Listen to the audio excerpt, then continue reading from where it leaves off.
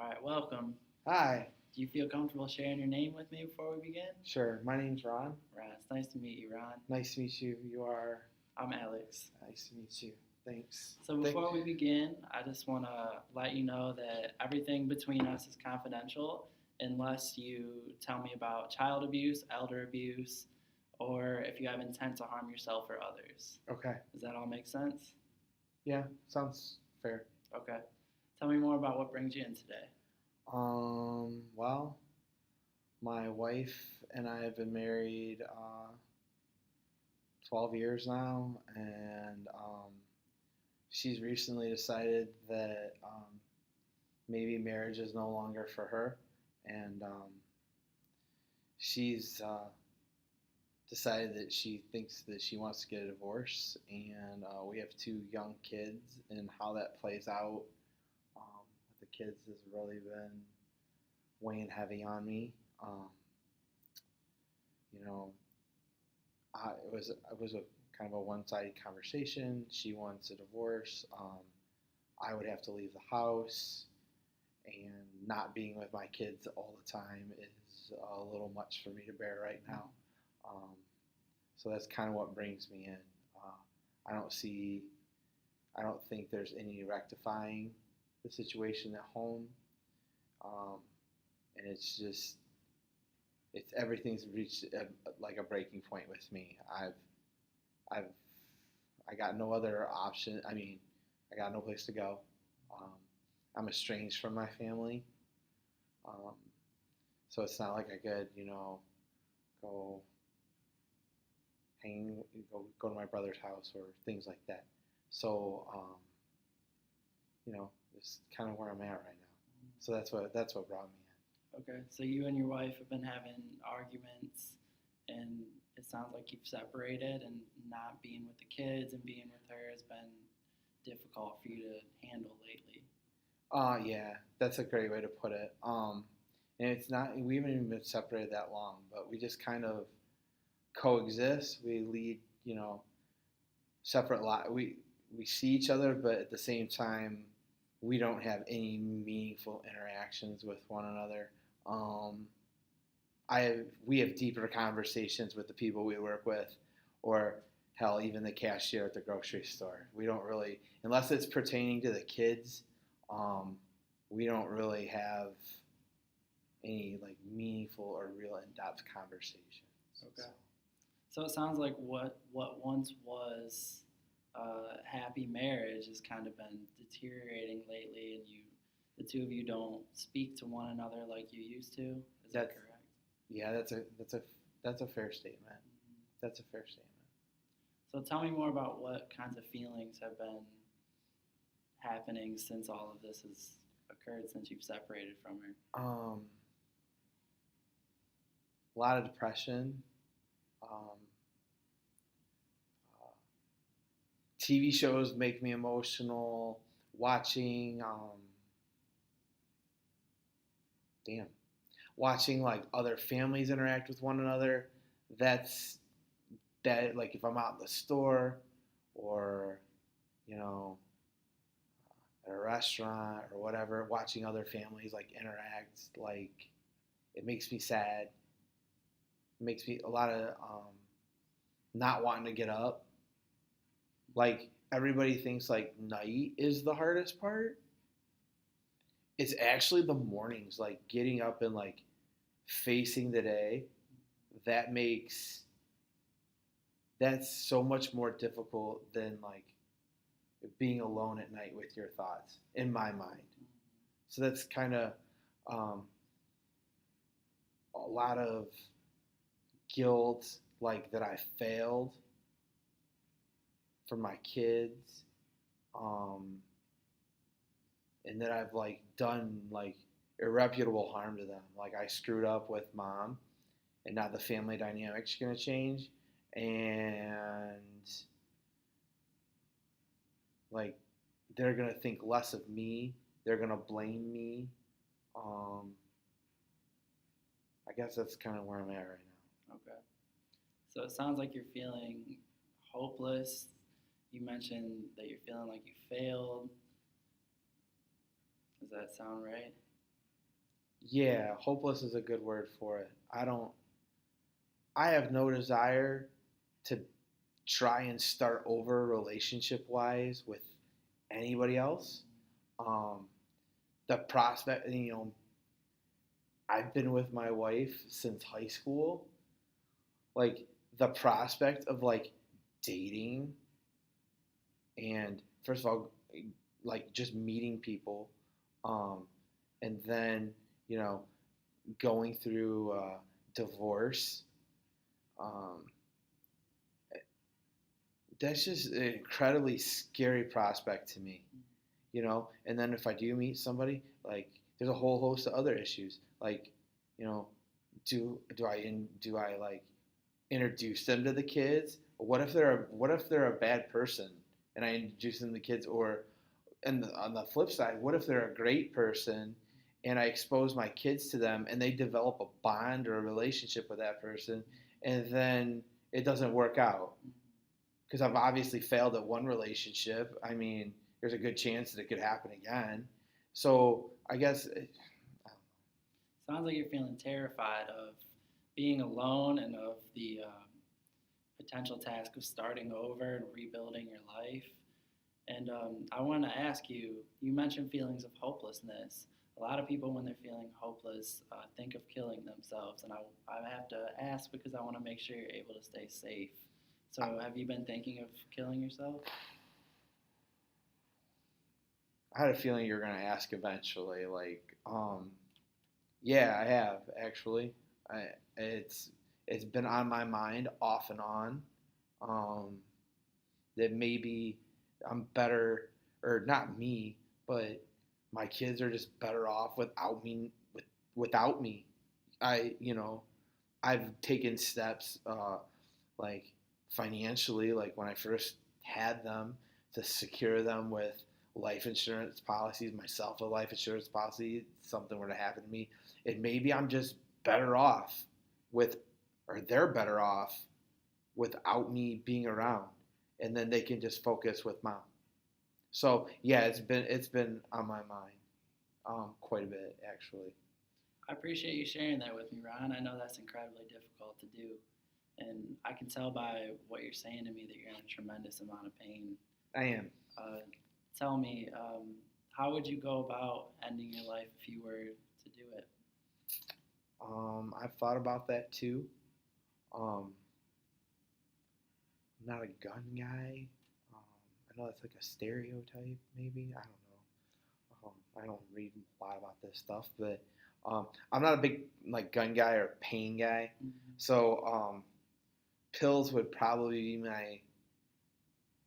There's no probably. That's what it would be. That's what it would be. It would be pills. Pills. Yeah, just no pain. A lot of pills, maybe mixed with some alcohol. Go to sleep and just not wake up. That's kind of that's what when I've thought about it. As scary as that is to say out loud because I haven't verbalized that with anybody before.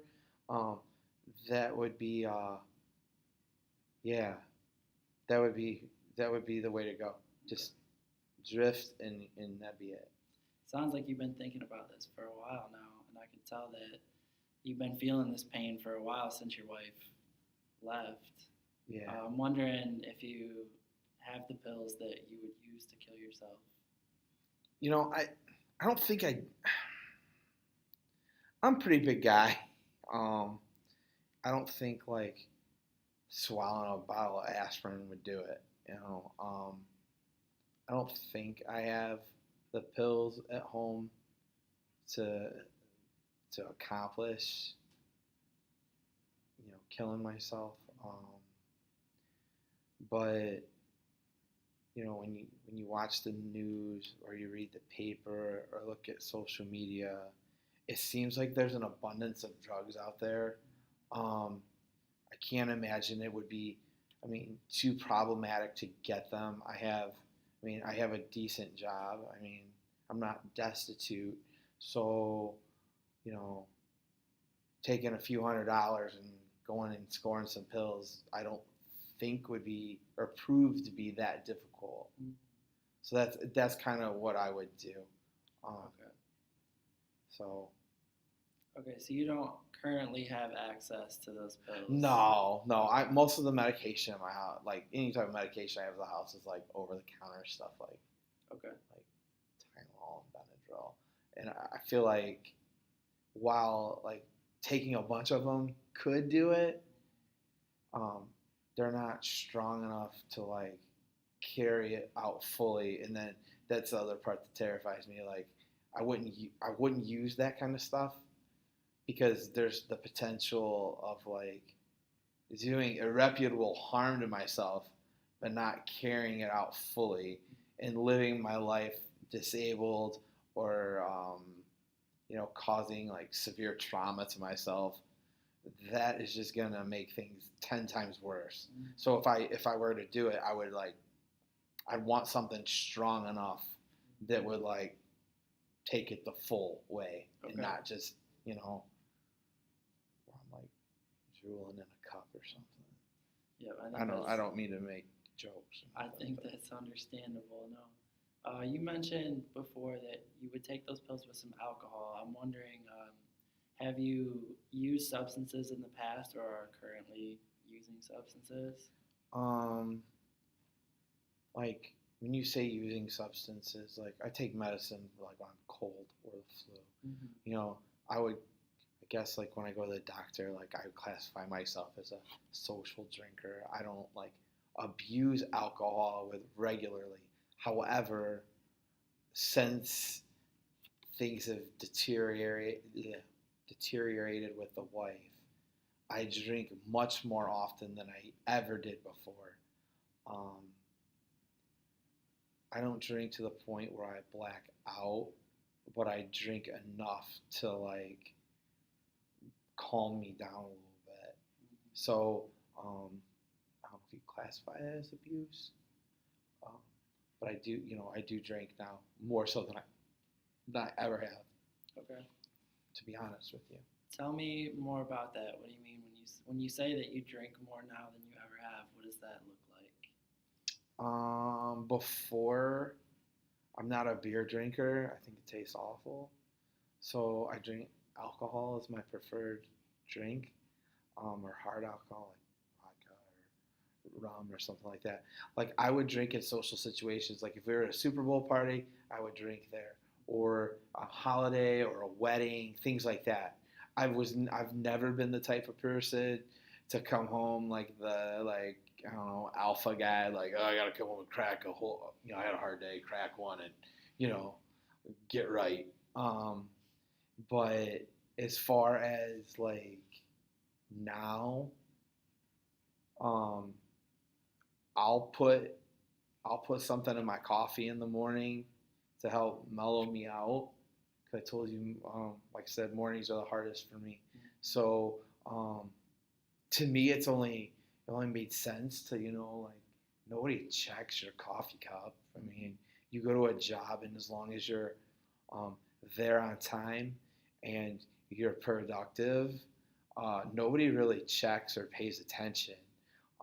So for me, it's a great way to like make it through the day, and then that helps me if like I get text messages from her during the day or from nosy people that want to know about the situation. It just helps me like cope with that during the workday.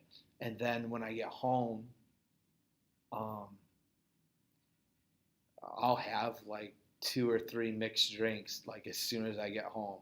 Like probably within an hour and a half of being home, I'll have like 2 or 3. On worst days, it may be like 4 or 5. So, like I said, I've never been the type of person that drinks that way, but with everything that's happened, it's definitely something that's I don't know, evolved. For a better word, for a lack of a better word. So that's how I would describe it to you. Okay. Does that answer like what you were getting at? So I'm hearing that in the past, you haven't used substances unless during social situations. Yeah. But currently, with everything that's been going on, it's been like a source of like a way to cope. It's go time. With everything that's been happening, and that's been something that's felt helpful to you. Yeah, it has. I'm wondering, have you in the past ever thought of or carried out a suicide attempt? I've never attempted, ever, ever. Even having these thoughts, I've had thoughts like this before.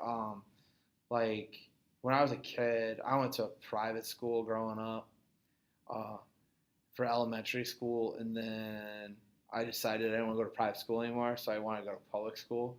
And transitioning to a new school in junior high was probably not the smartest idea. Um, I've always been a chubby guy, so I was picked on a lot in school.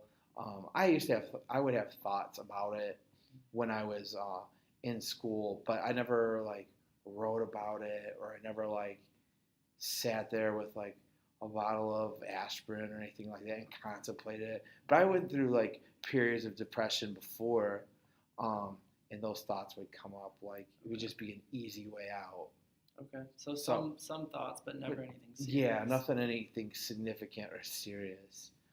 So Okay.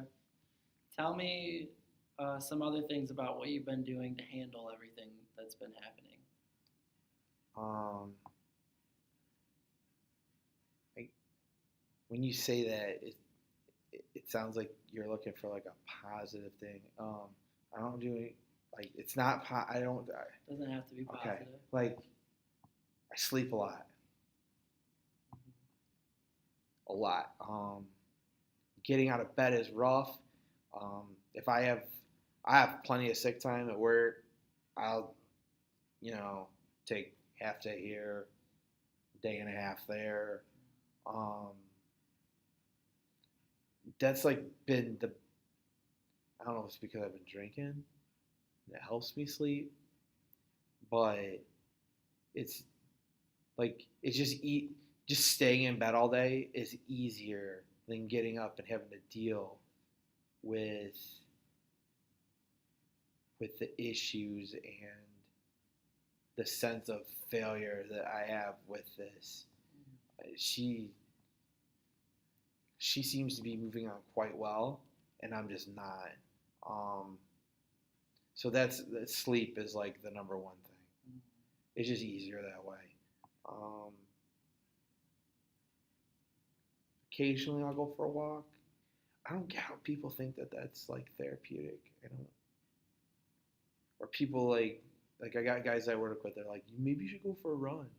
You know, a lot of people run and exercise. It's a good way to clear. It doesn't make me clear my thoughts because that's the shit I think about. Excuse my mouth. That's the stuff I think about when I'm running or when I'm exercising. Like it doesn't. It's not therapeutic Okay. for me. Um, so yeah, I guess sleep and watching TV. Oh crap! What just happened?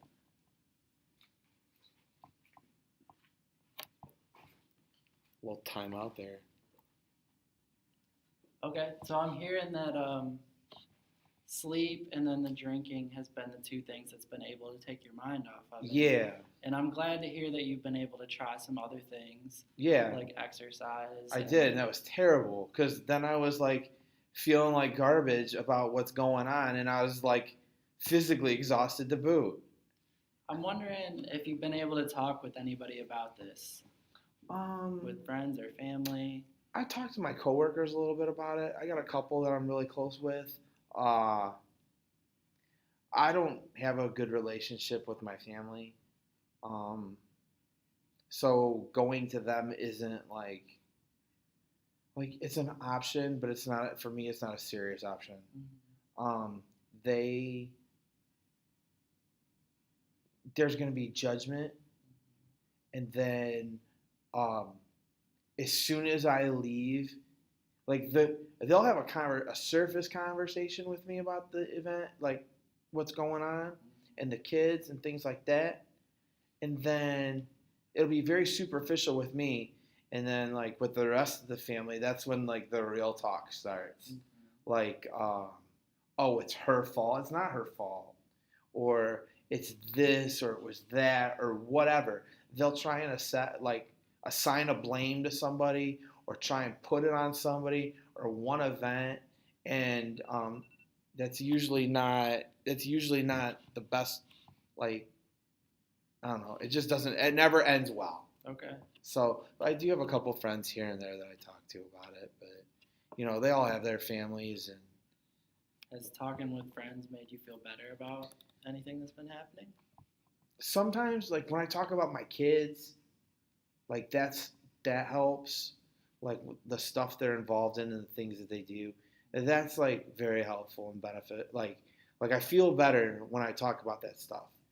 Um, but I don't talk to a lot of people. I'm not the type of person to like me being here is very out of character for me. Um, like I don't bring my personal problems to work. So me opening up to like anybody at work is like difficult for me, which is so weird that I'm like talking to you about this stuff because I don't know you that well. But you know that kind of helps. So I'm hearing that when I hear you speak, I'm hearing that you have children, right? That you Yeah, love very much. yeah. You have friends, you have supportive coworkers, and it sounds like talking to them has been helpful, somewhat at least. Yeah. How about spending time with your kids? That's like the best thing ever. Okay. I love spending time with my kids. Um, but then when they leave is when it gets hard because before I could just spend all the time with them in the world, and now I can't. And that makes it's like a bittersweet thing. Like I get time with them, but at the same time, like I know the end is coming. So I hear hope when you talk about your kids. Like there's hope for the future when you talk about them. yeah, they're awesome, and yeah, yeah. It sounds like you have a lot to live for and a lot to look forward to. I'm wondering, how are you feeling now that we've been able to talk for a while? I feel better. I don't know. Like I feel better about things, but at the same time, it just sucks that I'm going through this, and it sucks for them. Yeah. I guess that's what it like when I start thinking about this stuff. That's where it's at. Like it sucks for them. So I don't know. Like I think about this stuff, but I don't know. I don't know. I'm hearing that you're in pain, and I think that's understandable. It's normal to be in pain after everything that you've been through. But I'm also hearing that there's hope, right? You have a family, you have friends, you have kids that love you, and it sounds like that's going to be the key to you being able to stay safe. Does that sound accurate? Yeah, that's probably more than accurate. Like as much as like it sucks for them, like I don't want them to be without their dad. Mm. Um, I think you're probably right. You're probably right. I mean, it just sucks right now, and like the thought, like nothing's finalized yet. We're just beginning this process, and it just seems so emotionally daunting to even think about like navigating through all this. Like, I just don't.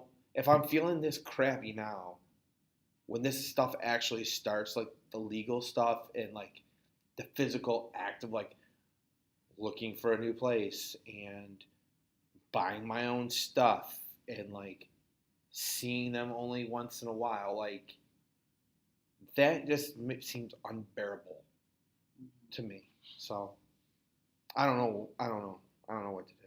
I don't know where to go from here. I don't know what to do. Um, and like I said, sometimes when it's like really bad, swallowing a bottle of pills doesn't seem like it's the worst idea on the planet.